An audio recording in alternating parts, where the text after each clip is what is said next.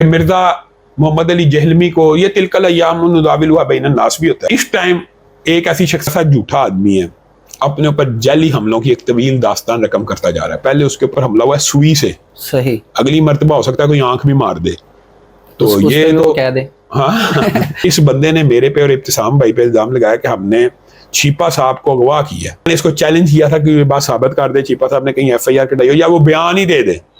تو مستند جھوٹا ہے, جھوٹ بولتا جا رہا ہے, لیکن اللہ کے فضل و کرم سے اب وہ ایکسپوز ہو چکا ہے. اس کی زبان سے صحابہ محفوظ نہیں ہے, اس کی زبان سے علماء امت کیسے محفوظ ہوں گے. جواباً اس نے یہ کہا کہ جی نبی علیہ السلام نے بنو مروان کے بارے میں کہا تھا, تو واضح ایک دو بندوں کے بارے میں نہیں, پورا بنو مروان اس کے اندر آ گیا کہ خواب میں نے دیکھا کہ میرے ممبر پر بندروں کی طرح بنو مروان جو ہے وہ چڑھ رہے ہیں. جواب دینا شروع ہو گیا, معاذ اللہ رسول اللہ نے بھی موسیقی سنی تھی. وہ جو بچیوں کی ڈبیٹ کے قابل نہیں, کسی عالم دین کے سامنے بیٹھنے کے قابل نہیں ہے. ایک مخلص بندہ بھی پاکستان کا حاکم بن گیا جو فیصلہ کرنے کے اندر آزاد ہوا. انشاءاللہ پاکستان کے حالات بدل جائیں گے. السلام علیکم ناظرین, میں ہوں ملک وقاص احمد. ناظرین کرام, آج ہمارے ساتھ صدر جمعیت اہل حدیث علامہ ہشام لاہی ظہیر صاحب موجود ہیں, جو کہ کسی بھی تعارف کے محتاج نہیں.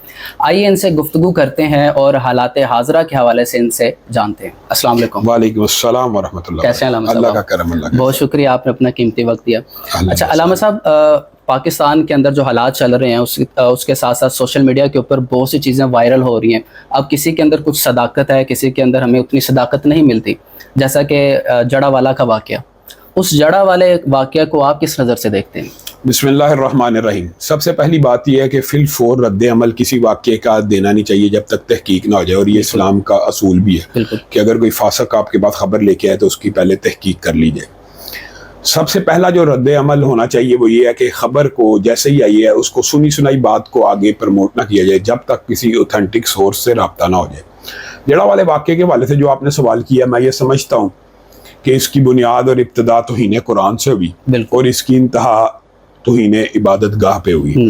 نہ قرآن پاک کی توہین ہونی چاہیے, نہ عبادت گاہوں کی توہین ہونی چاہیے. یہ تو ایک اصولی بات ہے, اور اس بات کو ہم نے پورے پاکستان کے میڈیا کے اوپر اور پورے پاکستان کے اداروں کے سامنے, انتظامیہ کے سامنے بلاگ کیا ہے کہ ہم اگر علماء آج اقلیتوں کی عبادت گاہوں کے تحفظ کے لیے کھڑے ہیں تو آپ لوگوں کو بھی قرآن کے تحفظ کے لیے ہمارے ساتھ کھڑا ہونا پڑے گا. یہ نہیں ہو سکتا کہ ہم تو وہ عبادت گاہوں کے تحفظ کے لیے کھڑے ہوں لیکن آپ توہین قرآن کو برداشت کرتے چلے. اچھا, ایسے واقعات کی روک تھام کیسے ممکن ہے؟ میں یہ سمجھتا ہوں ایسے واقعات کی روک تھام, بعض میرے جو مسیحی برادری کے ساتھی ہیں انہوں نے اس بات کو بڑا نیگیٹو لیا. میں نے ایک انٹرویو میں کہا کہ باہر کے ویزے کے لیے اور باہر کے مقاصد حاصل کرنے کے لیے یہ پادریوں کو اپنے عیسائی برادری کو سمجھانا چاہیے کہ وہ اس طرح کی توہین نہ کیا کریں.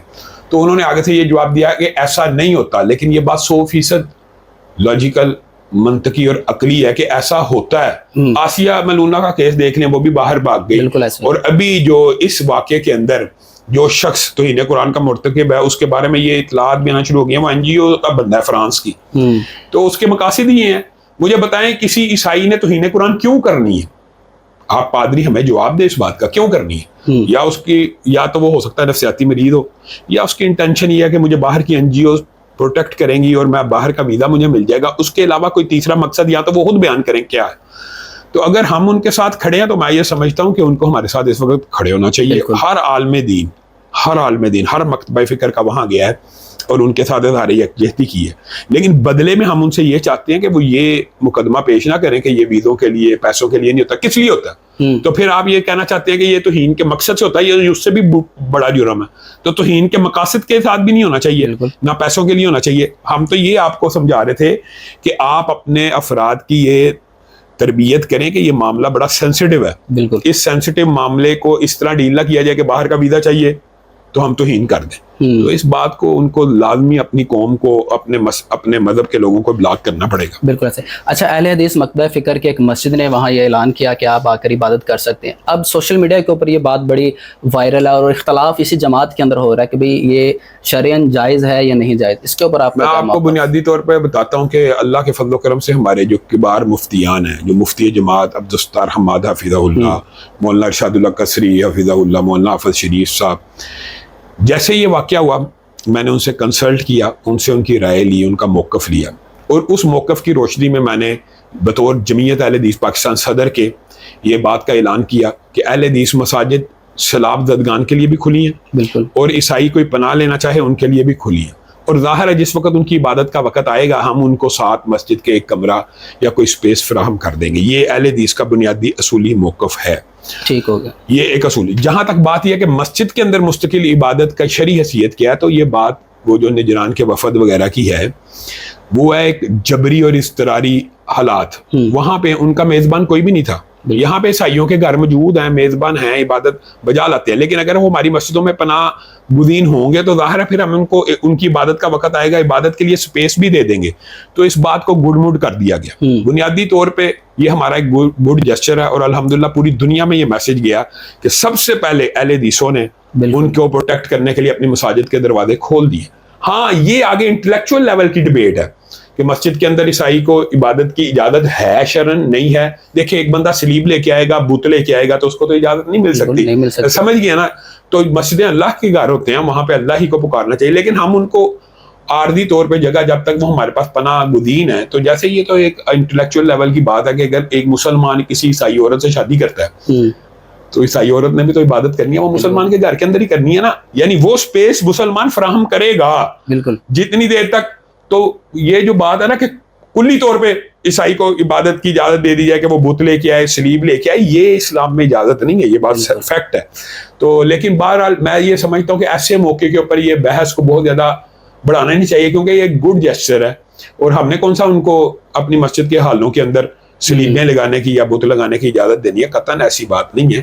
لیکن مجھے دکھ اس بات کا ہوا کہ جب یہ اعلان ہوا تو لبرل اور سیکولر مافیا نے سوشل میڈیا پہ ایک طوفان بدتمیزی برپا کر دیا کہ یہ صدر جمعیت اہل حدیث پاکستان ان کو اپنی مسجدوں میں پناہ دے رہے ہیں، تو یہ تو دیوبندی، بریلوی اور شیعہ ان کے پیچھے نماز نہیں پڑھ سکے. یہ دیکھیں یہ کتنا بڑا غلط پروپیگنڈا. آپ آئے کسی دن میرے پاس، میرے جمعہ میرے پیچھے پڑھیں، ان میں دیوبندی بھی شامل ہوتے ہیں، بریلوی بھی شامل ہوتے ہیں. حتیٰ کہ میرے علاقے میں ایک شیعہ رہتا ہے، وہ جب آتا ہے مسجد میں نماز پڑھنے، میں نے آج تک اس کو نہیں روکا.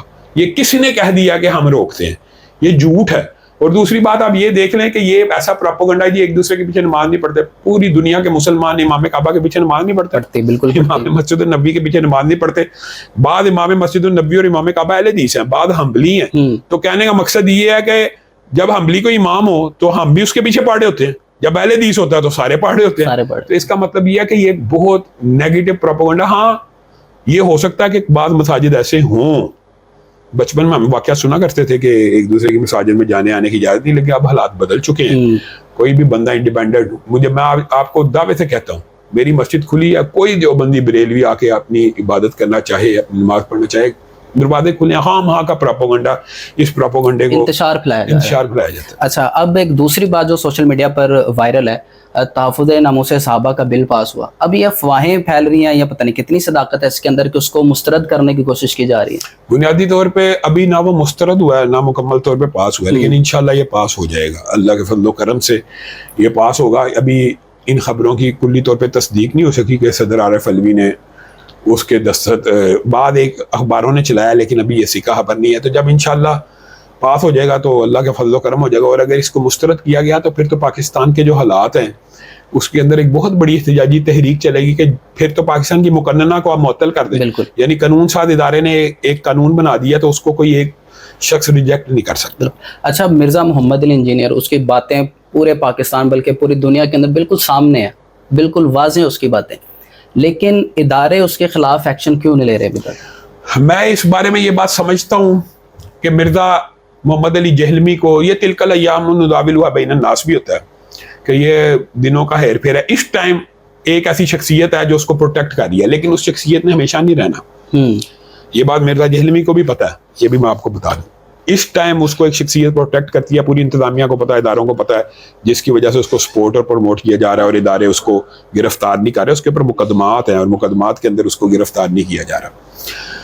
وہ شخصیت آگے پیچھے ہوگی تو وہ انشاءاللہ گرفتار بھی ہو جائے گا. لیکن اس سے پہلے وہ ایسا جھوٹا آدمی ہے، اپنے اوپر جعلی حملوں کی ایک طویل داستان رقم کرتا جا رہا ہے. پہلے اس کے اوپر حملہ ہوا پلاسٹک کے پستول سے، پھر اس کے اوپر حملہ ہوا نیل کٹر کے چاقو سے، اور گزشتہ دنوں اس کے اوپر حملہ ہوا سوئی سے. صحیح، اگلی مرتبہ ہو سکتا ہے کوئی آنکھ بھی مار دے.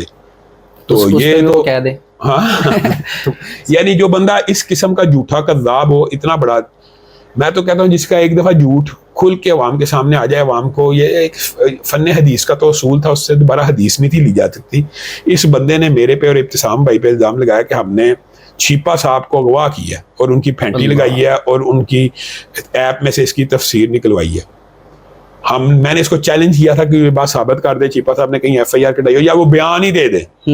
تو مستند جھوٹا ہے، جھوٹ بولتا جا رہا ہے، لیکن اللہ کے فضل و کرم سے اب وہ ایکسپوز ہو چکا ہے. بد زبانی ہر بندے کے خلاف، ظاہر ہے جس کی زبان سے صحابہ محفوظ نہیں ہے اس کی زبان سے علماء امت کیسے محفوظ ہوں گے. لیکن اللہ کے فضل و کرم سے اس کا تعاقب جاری ہے، عدالتی تعاقب جاری ہے، ایف آئی اے میں تعاقب جاری ہے، اداروں انتظامیہ میں تعاقب جاری ہے. جس وقت اس کو یہ پروٹیکٹ کرنے والی شخصیت آگے پیچھے ہو جائے گی اسی دن گرفتار ہو جائے گا. بالکل ایسے. اچھا آپ کی ایک ویڈیو سنی تھی اور بلکہ مرزا نے اس کا جواب دیا جس کے اندر آپ نے کہا تھا کہ بنو امیہ کو، پورے بنو امیہ کو وہ لعن طعن کرتا ہے.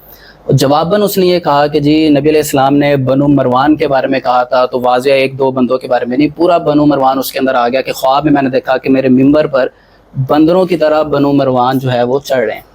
پہلی بات تو یہ کہ میں نے یہ جواب ابھی سنا نہیں. دوسری بات یہ ہے کہ ویسے یہ مجھے لوگ ہی بتاتے ہیں، پھر میں کئی دفعہ ویڈیو آتی ہے تو میں دیکھ لیتا ہوں. یہ ایسا بدبخت ہے کہ حدیث کو ٹویسٹ کرتا ہے اپنی من چاہی تشریح کے اوپر. بالکل. یعنی آپ خود اندازہ لگا لیں کہ بنو امیہ کے اندر کیا حضرت عثمان شامل نہیں ہے؟ بالکل شامل. تو کیا حضرت ام حبیبہ شامل نہیں ہے؟ بالکل شامل. تو بنو امیہ پہ اگر مطلق طور پہ کہے گا سارے بنو امیہ پیڑے ہیں تو وہ آپ خود بتائیے عقلی منطقی بات ہے. یہ نہیں اس حجت کٹ جہدی ہے. وہی بات ہے کہ موسیقی کے اوپر ایک دفعہ میرا ٹی وی پہ مناظرہ ہو رہا تھا تو میں نے وہ حرمت کی حدیث، وہ کہتا ہے ایک حدیث ایسی پیش کر دیں جو ہو اوتھینٹک صحیح ہو. میں کہا بخاری شریف کی حدیث ہے کہ رسول اللہ صلی اللہ علیہ وسلم نے کہا کہ ان قریب میری قوم موسیقی کو حلال کرے گی. حرام ہے تو حلال کرے گی نا. تو آگے ہے جواب دینا شروع ہو گیا، معاذ اللہ رسول اللہ نے بھی موسیقی سنی تھی. وہ جو بچیوں کی چھوٹی کم عمر کی 6-7 سال کی بچیوں کا رسول اللہ کے کمرے میں شادی بیاہ کے موقع پہ وہ کہنا شروع ہو گیا رسول اللہ نے تو معاذ اللہ ڈانس بھی دیکھا. یہ ایسا بندہ ہے کہ میں نے اگر یہ بات کہی ہے کہ یہ کہنا نہیں چاہیے ہلاکی طور پہ تو اب اس نے رسول اللہ کو کہہ دیا کہ انہوں نے یہ کہا. اب یہ دیکھیں نا، یہ انٹلیکچوئل لیول کے اوپر ڈیبیٹ کے قابل نہیں، کسی عالم دین کے سامنے بیٹھنے کے قابل نہیں ہے. اس طرح کی جب یہ ان لاجیکل گفتگو کرے گا تو لوگوں کے سامنے خود بہت ایکسپوز ہوتا رہے گا. بالکل. اچھا نوجوان نسل کو ہم کیسے دین کے اندر دعوت دے سکتے ہیں؟ دین کی دعوت تو ظاہر ہے ماں باپ نے گھر سے دینی ہوتی ہے، پھر ممبر و محراب نے دینی ہوتی ہے. نوجوان نسل کو سب سے پہلے نماز کی دعوت دینی چاہیے اور اس کے بعد خوف خدا کی دعوت دینی چاہیے. مرنے کی موت بھی ایک ایسی چیز ہے جو اٹل حقیقت ہے، چاہے کافر ہو، چاہے داریہ ہو، چاہے ملحد ہو. موت کا انکار دنیا کا کوئی بندہ نہیں کرتا. تو بہرحال یہ بھی ایک اینگل ہے، اس کو اگر ہم یوز کریں صحیح معنوں میں نوجوانوں کے ساتھ ابلاغ کریں کہ آپ نے آپ کے 100 سال پرانے جو فور فادرز تھے، آپ کے دادا پردادا کہاں ہیں، تو یہ ان کو یہ اس بات کا احساس دلایا جا سکتا ہے کہ آپ نے بھی دنیا میں نہیں رہنا، دنیا میں نیکی نے رہ جانا. آج یہ جو کتب پڑھی ہیں علماء کی، امام احمد ابن حنبل کو آج دنیا سے گئے، امام بخاری کو گئے، آج بھی ان کا نام زندہ ہے. بالکل زندہ. آپ کو اپنے دادا کے پردادا کا نام نہیں آتا ہوگا لیکن امام احمد ابن حنبل کا پتہ ہے، امام ابن تیمیہ کا پتہ ہے. تو یہ بنیادی طور پہ اس کا مطلب ہے حسب نسب کی بھی اہمیت نہیں، نیکی کی اہمیت ہے. لوگوں کو بہرحال نوجوانوں کو دین کی طرف لانے کے لیے موٹیویشنل گفتگو، تقاریر، علماء کی صحبت، دین کے قربت، قرآن پاک کا ترجمہ، یہ چیزیں اہم ہیں. سیاسی حالات کو کہاں تک دیکھتے ہیں؟ پاکستان کے سیاسی حالات اس وقت میں یہ سمجھتا ہوں کہ عوام کے اعتماد کے لحاظ سے نا معاشرہ دم توڑتا چلا جا رہا ہے. عوام اس وقت جس مہنگائی کی چکی میں پس رہی ہے، اب یقین کریں اس ٹائم اگر ہم جلتی پہ تیل پھینکنا چاہیں تو پورے پاکستان کی عوام کھڑی ہو جائے. بالکل. اور سول نافرمانی کی تحریک چل سکتی ہے. لیکن ہم پھر بھی عوام کے غصے کو، اشتعال کو، مجھے کالیں آئی ہیں، آج بھی آئی کہ علامہ صاحب جمعے میں اعلان کریں کہ ہم بل نہیں ادا کریں گے تو ہم اپنے بل پھاڑ دیں گے اور آپ سے وعدہ کرتے ہیں. بات یہ ہے کہ یہ بات حکمرانوں کو سوچنی چاہیے. عوام بجلی کے بلوں سے خودکشیاں کر رہی ہیں. آپ کی سفارتکاری اتنی فیل ہے کہ آپ اپنے فرینڈز آف پاکستان کا ایک گروپ بنایا ہوا ہے، آپ ان کے ساتھ اپنا ریال نہیں فکس کر سکے. آج بھی ایسے پاکستان میں آپ کو گارنٹی سے کہتا ہوں دعوے سے علماء موجود ہیں، علماء کہ جن کو اگر موقع دیا جائے وہ آج بھی خلیجی ممالک اور سعودی عرب کے ساتھ پاکستان کا روپیہ 30 روپے 35 روپے کسی بھی چیز کے ساتھ فکس کرنے کی اہلیت رکھتے ہیں. لیکن آپ چاہتے نہیں ہیں، آپ چاہتے ہی نہیں ہیں.